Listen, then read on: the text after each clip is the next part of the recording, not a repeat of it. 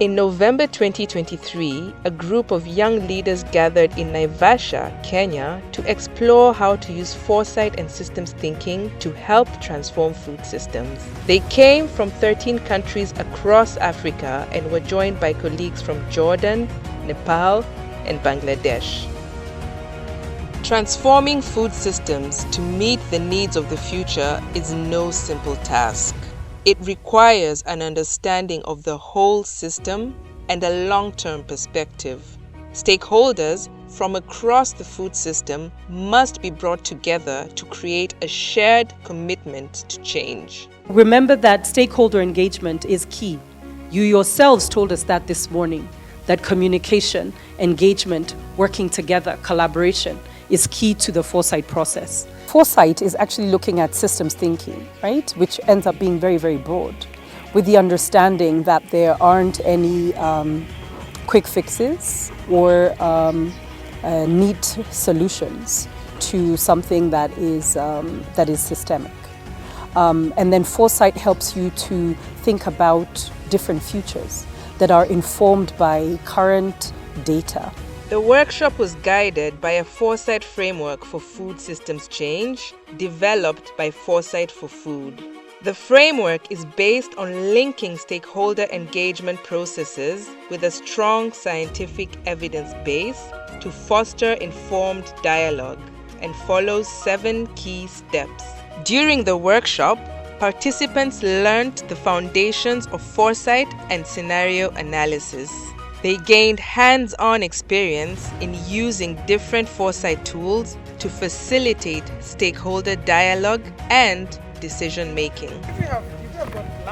To ground the learning, the horticulture sector in Kenya was used as a case study, prompting participants to explore challenges facing food systems in Africa and beyond.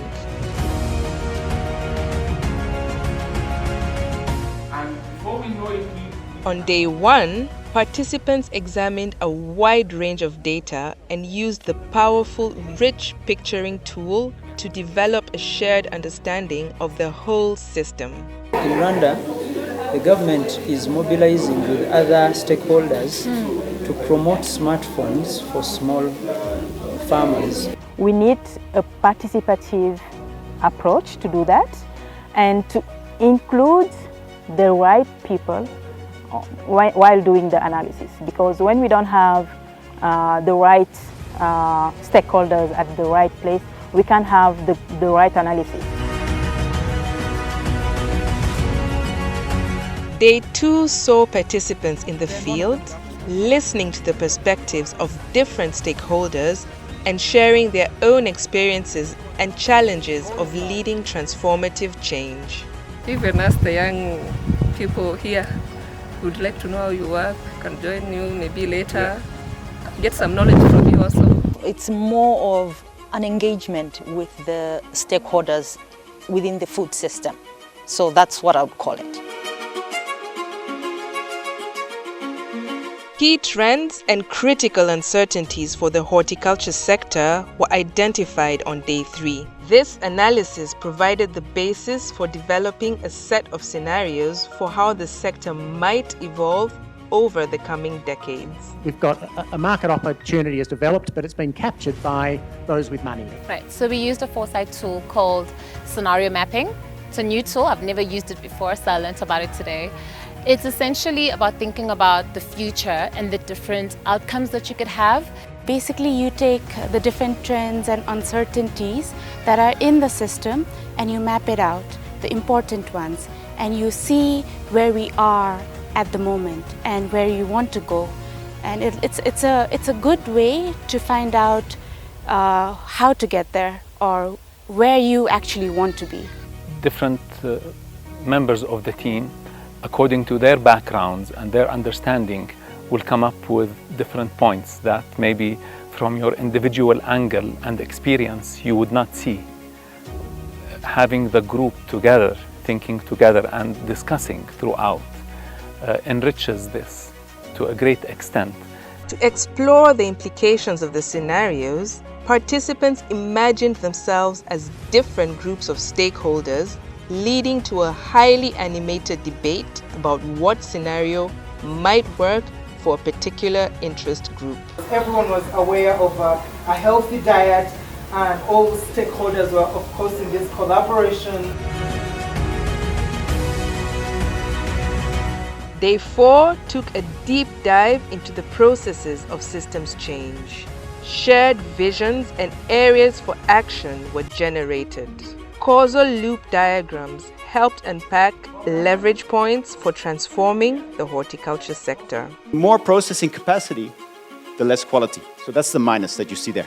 By now I realize that there's many information that we miss when we are doing only with quantitative stuff, especially when you are using data that you have not collected yourself.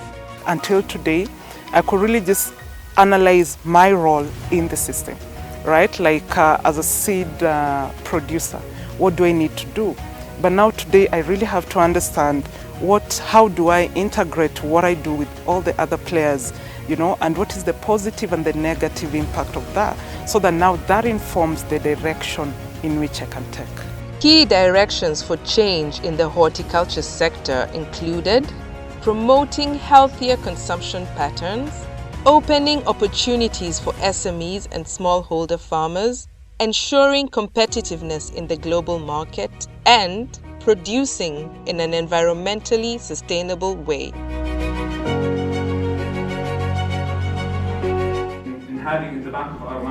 On the last day, participants supported each other to develop plans for applying foresight in their own work. So I'm suggesting and proposing to her.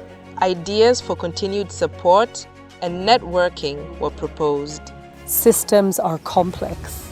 I mean, it's like this massive, massive ship that requires so much in order to move.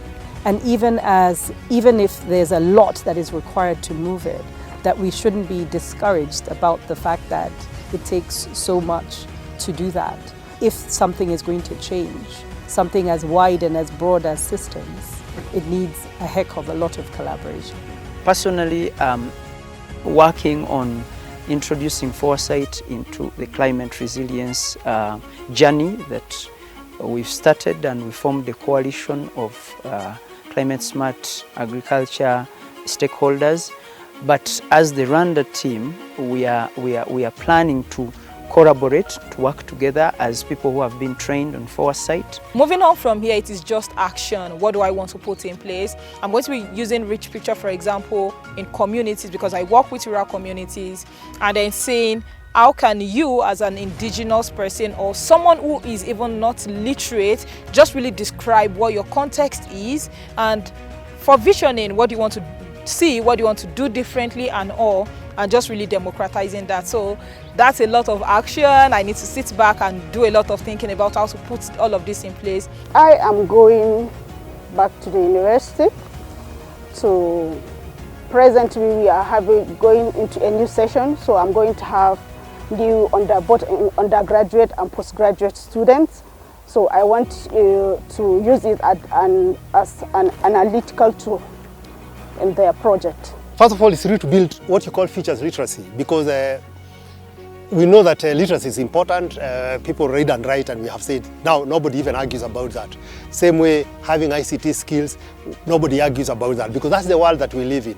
But also we are going to a world where it is complex, things change quickly, and so on, and therefore you'd start needing new kinds of skills. These young leaders left inspired to facilitate foresight processes in their own countries and open up deeper discussions about how to transform food systems in Africa and beyond.